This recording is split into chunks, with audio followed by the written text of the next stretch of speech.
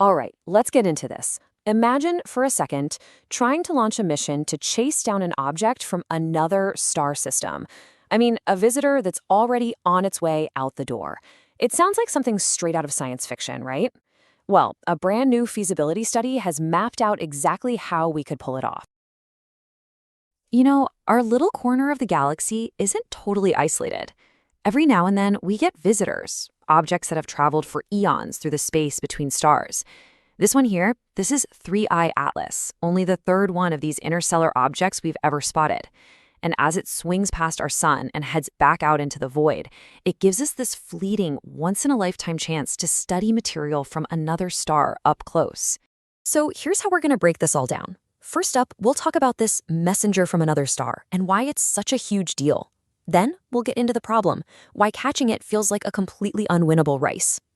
After that, the really cool part, how scientists plan on rewriting the rules to make it possible. We'll walk through the mission plan step by step. And finally, we'll look at the huge generational challenge this whole thing represents. So let's just be clear about what we're talking about. What exactly is an interstellar object? Well, think of it as a piece of another solar system, a direct sample of the stuff that builds planets around other stars.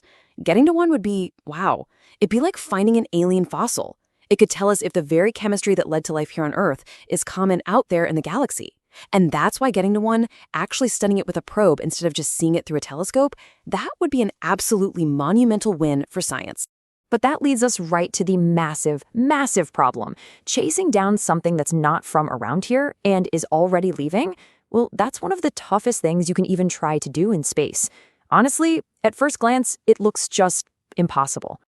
I mean, really think about this for a moment. 3I Atlas has already whipped past the sun and is now speeding away from us at over 134,000 miles per hour. That's more than 60 kilometers every single second. So the question becomes, how in the world do you even begin to design a mission to catch that? And this really shows you the scale of what we're up against. Our fastest probes ever, things like the Voyager spacecraft, are booking it at around 17 kilometers a second. But 3I Atlas? It's moving more than 3 times faster. So to catch it, we need a spacecraft that can go faster than anything we've ever launched before. The study really boils the problem down to 3 huge roadblocks. First, its orbit is what we call retrograde. That just means it's going the wrong way down a one-way street compared to the planets, which makes matching its speed insanely hard. Second, you have that extreme velocity we just talked about. And third, and this is a big one, we found it too late. The easiest, most efficient time to launch a mission to catch it, well, that launch window closed before we even knew the thing existed. So a straight shot is out. The old playbook just won't work. Scientists had to get creative. They had to find a way to rewrite the rules. And the solution they came up with is just brilliant. They plan to use the biggest, most powerful thing in our solar system, the sun itself, as a massive gravitational slingshot. The name for this trick is a Solar Oberth maneuver. And the basic idea is pretty simple. Your rocket engine gets a huge performance boost when you fire it while you're moving really, really fast and deep inside a gravity well. So, by firing the engine right when you're closest to the sun, you get this incredible kick of speed, way more than you get if you just fired it out in empty space. And this right here illustrates it perfectly. Look at the left. Fire your engine in deep space, you get a certain boost. Pretty straightforward. But on the right, you do that exact same burn deep in the sun's gravity well, and wow, you get that same boost plus a huge bonus kick from gravity. The deeper you go, the bigger the bonus. It's like a massive power multiplier for your rocket. Okay, so that's the physics. But how does this actually become a real mission? Well, the study lays out this incredible multi-decade 4-step journey that would push our technology to its absolute breaking point. The mission starts, obviously, with a launch from Earth. But right away, it does something you wouldn't expect. The spacecraft doesn't head for the sun. Nope, it flies out to Jupiter.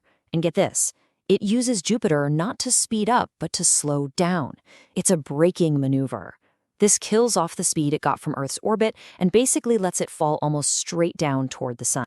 And that sets up the main event. At its absolute closest point to the sun, we're talking just skimming the top of its atmosphere, the spacecraft fires its main engine. That's the Solar Oberth burn. And that gives it this unbelievable kick of acceleration. After that, it's just a long, quiet coast for decades. The probe will now be on this brand new super-fast path, finally moving fast enough to hunt down its target, way out in the darkness of space. The research even points to a specific date for the best shot. The year 2035. That's the sweet spot. It's the year that requires the least amount of energy to pull the whole thing off. And suddenly, having a date on the calendar like that, it makes this feel real. It's not some far-off fantasy anymore. It's a project we could actually start planning for today. So let's look at the actual numbers for this 2035 mission. The closest approach to the sun, the perihelion, is just 3.2 solar radii from its center. That is unbelievably close. At that moment, the engine has to deliver a kick of 8.4 kilometers per second. The whole trip?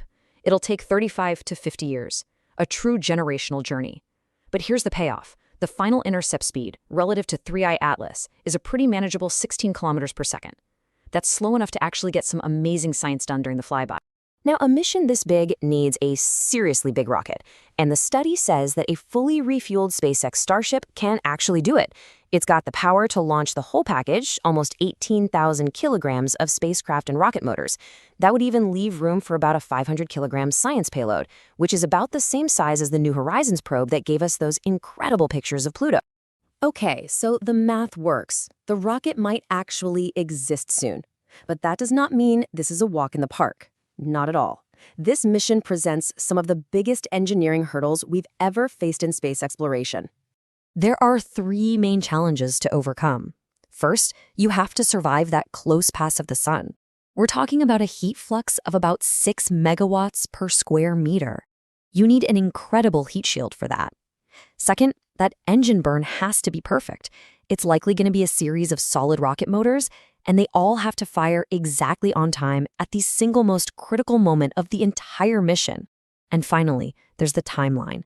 A 35 to 50-year flight? That means building hardware that can last for half a century, and it means we, as a society, have to stay committed to a project for that long. That is a huge, huge ask.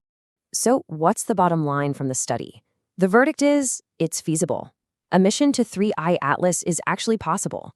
Launching in 2035, using that Solar Oberth maneuver is the best way to do it. We have rockets on the horizon like Starship that can handle the launch, and we can send a serious science package.